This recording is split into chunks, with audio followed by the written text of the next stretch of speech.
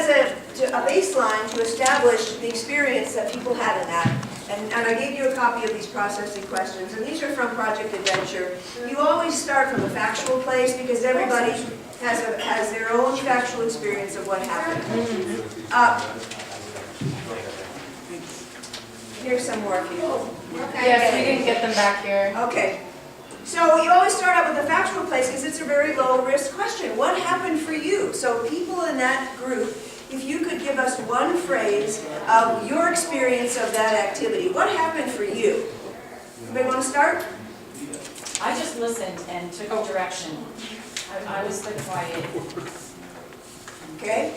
Tell me what to do. What happened? So I had just heard the instructions. I took my foot off. Uh-huh. I didn't remember. Huh? Great. Somebody else, what happened? I think I figured out a better way to do it, but it was too late by then. There's always one in every But I season. Right. I don't know. So what happened for the other folks? Got real close. Yeah. What do you mean you got real close? We just had to really build off of each other. We didn't touch. Oh, I see, not physically Yeah. close. Okay. Anybody else? What happened? We did some planning first, and then we went into actually working. That's great. What did you notice about how people dealt with that challenge? Or what did you notice about how you dealt with that challenge? Nobody was rude and ugly about it, which sometimes you do find with younger folks. They supported one another. We were very supportive. I think I would have rather been in stocking feet than tennis shoes because they kept sticking and I couldn't move. But that's just learning by doing. And then the next time I try to ever have an opportunity to stand on them. Also, when I walk the rule by taking my foot off, I took my foot off the second one because I was ready to go back. I knew I had to go back. And of course, that process continues. We survived. More challenge. What else did you notice about how you participated in that? I participated in it like I do everything in life, and I just dive right in. If there was a big gap in something like that, I was just gonna do the splits if I had to. So I can't really do the splits, so just dive in. I fall, but So you did everything that you could possibly do to support your group. Yeah. dive, Shane, what happened for you? dive in. My job was simple at the tail end, just hold a couple of lightweight people, get the big guy on, and just jump across the steps. Did you guys plan that intentionally, that Well, I think originally it was just for their, I think my first thought was, I don't want to take up a lot of space where it was crowded. It's a big crowd, I'm not going to want to take up a lot of space, and we could hang back, but then later we realized with the shortage of the pieces, if necessary, they could spread out for the two of us, and then we didn't need to have those as much space as somebody else might. So. Also, we did plan to have them go first because they had the initial plan. And flexibility. in your planning process? What is this? Debatable. I heard my hip pops. In your planning process, what did you notice about your planning process? Was there listening? Was there equal sharing? Were ideas equally considered? The ladies were great leaders. Okay, so this is what I do with kids. Raise your hand if you felt you were listened to during the planning process. Okay, raise your hand if you felt like you weren't listened to during the planning process. Okay, and then I'm always asking, how did that feel to be listened to during that planning process? Good. Great. Good. What kind of trust? Did it change your ability, your feelings of trust with the people on your team? Well, not personally. I was leaning on you the entire time. I was actually holding on, and that's how trust any young boy could have faulted for. It's just now, but just. And I was waiting each for my other. next instruction from the lead ship. So that kind of brings us to our final processing question. Think about how you deal with challenges in your life. And what was it about this challenge that reminded you about how you approach a challenging situation? What's your default mode when you approach a challenging situation? And some of you have already had insights into how you approach a challenging situation. So just think about that for a second. How does this how you acted in this challenge, how does that relate to how you handle challenges in your real life? Anybody willing to share? Yeah. It's nice to have the teamwork, the ability to rely on others with good suggestions. You may not always have the best answer, working together again to get that team and solve the issues. And two or three of them had, okay, we've seen this done, or we've done this before, so they had experience. So I was very willing to, okay, I'll listen. What is your, what are your thoughts? What have you done before? And I'll listen and take your advice. So same thing in life. If you have a situation and you've got people, oh, well, I've been through that before. I'm going to tell me about it. What did you do? And That's a lot of highly functional people in this group. Yeah. It doesn't make for a lot of drama, unfortunately. With what she said about, they said, I've done this before, and I had it.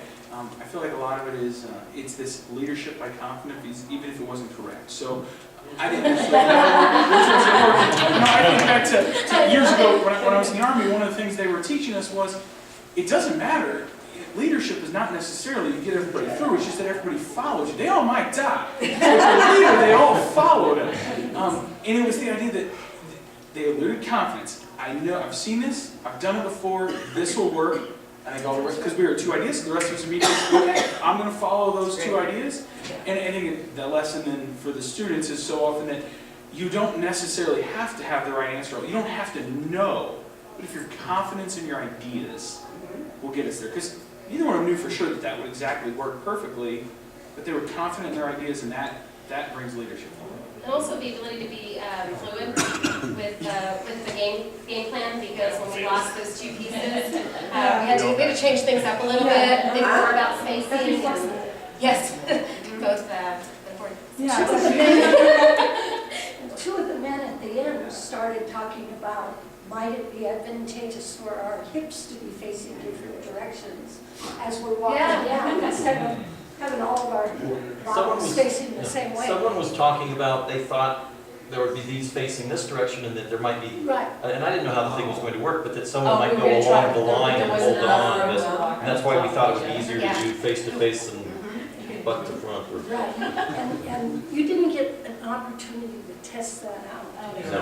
But the two big guys in the back, and this comes from the arithmetic engineering minds that men tend to go towards.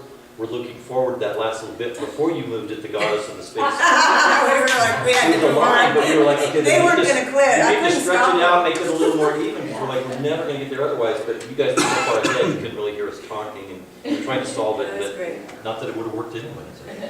Yes, sir. One entertaining, Junior, thing that I noticed was Junior's done this like 50 times before. But with new people, new situations, he came off the tiles. There's some sort of great equalizer going on. It is an activity that kind of makes you really have to focus and concentrate on what the requirements are. Yes, sir. We do a similar thing at the very end, the very last thing we do with all 120 kids. And one of the things I noticed immediately is that you were helping each other. And those kids at the beginning, they're a little afraid of touching each other. But in order to do it, they've got to start doing it. Square dance. Well, thank you very much. You were very, very highly functional. All right. Well, and he said that she had done this before. You know what? No matter how many times you've done something, something can go wrong, and that's a great thing to add in there too. Exactly. Can't predict. This is called Stepping Stones. It's from the Project Adventure curriculum. It's really very low prop requirements to do it, and kids love it. Is this like Quagmire? It is. Quagmire's in a circle. A couple of things. Did everybody that ate lunch today in the lunch line, I got your name down. I want to make sure I get everybody down. Second thing is I'm going to send around a sheet with everybody's contact information. If you're not here, it's because I didn't have you pre-registered on our site. But I'd like you to just double check your contact information, put your website down. If there's any other information you want to provide about your RILA, you can. And then I'll get that typed up and then we'll have to everybody electronically. And then the last thing is I know some of you are leaving this evening. I really want to make sure that if you have anything either digitally or in hard copy, that I get a copy so that I can share that with everybody. So before you leave, if you're leaving, especially if you're leaving tonight, make sure you grab your flash drive, or I've got a flash drive, and pop it in your computer, and you can upload everything, and then we'll get that taken care of. So, okay, with that, next up is Bruce, who's going to talk about ages and gender focuses in Riley. Does anyone else need to sign in for lunch? Hi, everybody. Hi, Bruce. Hi, Bruce. My first experiences in Rotary were actually always unpleasant. Really, I had to get a haircut, and my dad would stand me on one of the chairs so I could be seen, and he'd introduce me.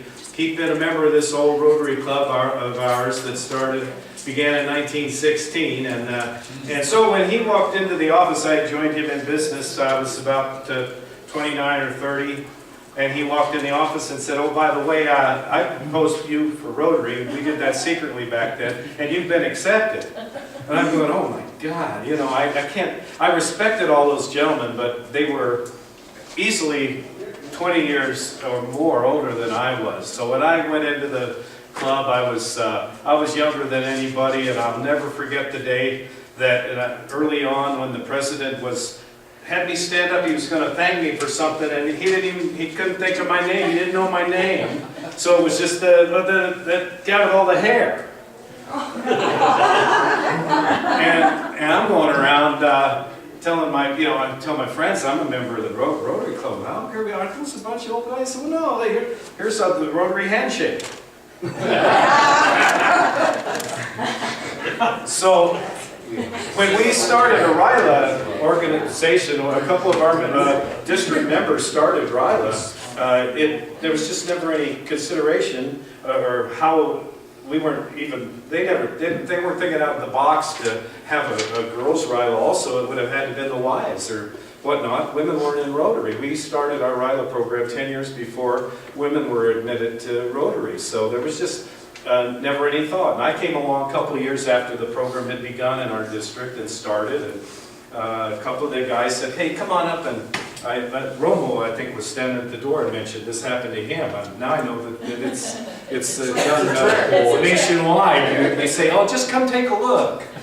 And they had me come take a look, and then, "Oh, we have a cabin without any counselors. Would you stay and do that?" So I stayed, but it taught me. They finally found me a junior counselor. It's great, and since then we've been at it so long. We've had his son now at RILA as going into his senior year. So I still bump into Oliver occasionally, but I had to go home, and I'm starting on the gender the topic here and leading into this in a lengthy way. I had to go home I wanted to shave finally. I washed the shirt they gave me, and so I needed some clothing, and I needed to see if I could arrange business to be out of town all that time and stuff. And then, so I left for one day, and it was about Tuesday.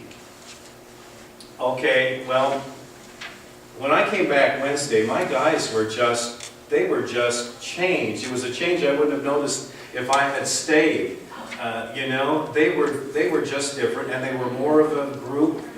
And so what we've done in our district, since it started out that way without any thinking, we built an entire program of just boys. It was up to different spaceship over here. It was just boys, and they don't act the same just by themselves. And our program, I think, developed to what it is now, and me into such a stickler on all the, and I never forget any wrong thing that happens, because I made that my position eventually, that I didn't really want to take the leadership role. I wanted to just go up to RILA and spend the week, because my dad told me that you never said no in Rotary. I've learned now, and I have to. But I was so busy, I only wanted to spend the week at RILA, and I could do that as an assistant director. So I was and people were really scratching their head, because I've been the assistant director of our district program for 25 years. And I was a counselor for a couple before that. And then when we didn't have enough depth, and it was my time in the Marrow finally. And so I've been the director now for 2 years. But back to the boys, we really kind of started developing a program, as I see it, that tweaked and changed things just so that they would act better in the process. And that then we could take them through the week and get them somewhere else. And that's really what I like about the fact that we're a single gender camp. And I think that Claudia and Dee like the fact, and I think that they're a single gender group because there are certain things about it. I just saw a PBS program, and you know those robots that battle each other, the engineering groups take this on at a university, and there are a lot of studies now for single-gendered stuff, to go back to some single-gender stuff. You can't take and instantly make a group separate the genders and do good things, but if you separate those genders and know what you're about, what you want to do with that arrangement, there's some advantages. In the case of these robots, they put the college students in mixed groups, co-ed groups, to build the robot. And almost without any exception, they found when they revisited these groups, they had tasks of building banners and doing some publicity for their university and whatnot and stuff, and then actually building and turning the tools. And they found almost without any exception that the students had actually placed themselves into stereotypical portions of the project. So the ladies were doing the poster and the PR and stuff, and the boys were turning the wrenches and stuff. So in that arrangement, none of those ladies were given an opportunity, or maybe really were even better at turning the tools, designing the robot. So they've actually seen that in that scenario, they can actually give an engineering student a more broad number of choices if they're single-gendered. So kind of a simple example, but you know those boys are not focusing much on the cars and the women, and especially not this purple threat, now that I can not know to call it that. Before I came up here, I had no idea really that some of you people have been able to keep that you have co-ed groups for more than 3 nights. It boggles my mind. Even with bears and mountain lions, we've had trouble keeping our boys in the cabin. But bears literally walk into our camp sometimes during the day with their cubs, the very first time to do that. And still we've had, but so we work at keeping these boys, we want them to sleep so they don't do it during our speakers and stuff like that. That's one of my biggest peeves. But so our program just kind of developed to make these boys and maybe make that experience. And what I really like about this week-long thing that we do is while those boys are changing, they're also realizing that when they came in with such a macho attitude of the sports and everything, and then they see our sports are kind of rinky-dink, but they've got to win. And by the time we get to our Olympics and even the score, any cabin can win this thing when there are hundreds of points available towards the end of the week and only 40 a day. Early on, they realize, yeah, this is, and they're all of a sudden seeing that they're really having a good time in their cabin. We get at our camp, the boys stay in their group and their cabin the whole time. They hardly stray. In fact, we do a few things that mix them. We know we should do maybe a few more. I always mean to, but they stay as a group and they start really just palling around. They walk around the cabin, they eat their lunch together in the same group, and our advantage not being co-ed, we don't have to split them at all. They go back to their cabin and further work on this team that they're building, and then realizing it's not an athletic team. And these boys that came in the first of the week that are within a year of not having anyone telling them what to do and really being responsible for their life, hadn't really thought about it. And finally, towards the end of the week, we've got that kind of thinking going on. So that's a lot of us. See what else I like about, and so the reason you should aspire to split your groups is is that then you can take your facility of whatever size and double the number of kids you're having an effect with. In our case, we fell into this, but so we would take a step backwards if we went co-ed and could only have half the students, you know. So we know, but you do have the little kink of having to have twice the number of counselors and twice the amount of money and everything. It's little things like that. You can do it if you really want to do it. But that's the most impressive thing I think about what we do by accident that we've done for so long, is that the unbelievable change we see in these kids that I actually experienced with my old son that went back and did some things he never would have done at his high school, leaving the jock group and everything that he realized he didn't want to hang with anymore. And he learned these things at RILA from the guy he thought was just really odd in his cabin, but by the end of that week, that kid was his hero. And the cabin, and that was your cabin, wasn't it, Shane? Yeah, so it's just a change that I could not convince my son to make in the middle of his high school career. He made on his own after our program. So part of, now to open this up as a discussion, how do you keep kids for more than 3 nights in a co-ed camp? That's why we have adult supervision. Well, what, with machine guns? How many of them make you sleep? If they break the rules like that, we call the parents and they go home. Well, yeah, I would have had some pretty empty camps sometimes. You never had a whole cabin go rogue on you. Okay. And we started out, you know, it's a little rough when I'd find an entire cabin out with their counselors doing something that I didn't want them to do. Oh my goodness. And I had already said I'd send everybody home, and then when I found out I was going to have to send an entire cabin to counselors home, it called my bluff, and I had to kind of talk my way out of that one. Well, we had to do it a couple of years ago. There was a junior counselor involved and 4 other kids and a couple of young ladies too. And the young ladies were never identified because they didn't actually get caught, the guys did. And we had to call the parents. Now, it's a little more story than I know. Sure. But they maybe tried to call it bluff, but we did what we said we were going to do, I should say. Eric said I grew up with that, that's what I meant. My parents met there. I'm just kidding. We had them in a lot. So the parents came and you had to take all those kids out of the experience We did. and do that, and then did you sit them with the parents? Absolutely. Oh, wow. Wow. There's up upstairs and separate them from the rest of the camp for the rest of the time that they could absorb the parents. That sends a message to everybody. It does. Well, yeah. We live in a society of organization and rules. You break the rules, you pay the consequence. Yeah, well, that sounds really good.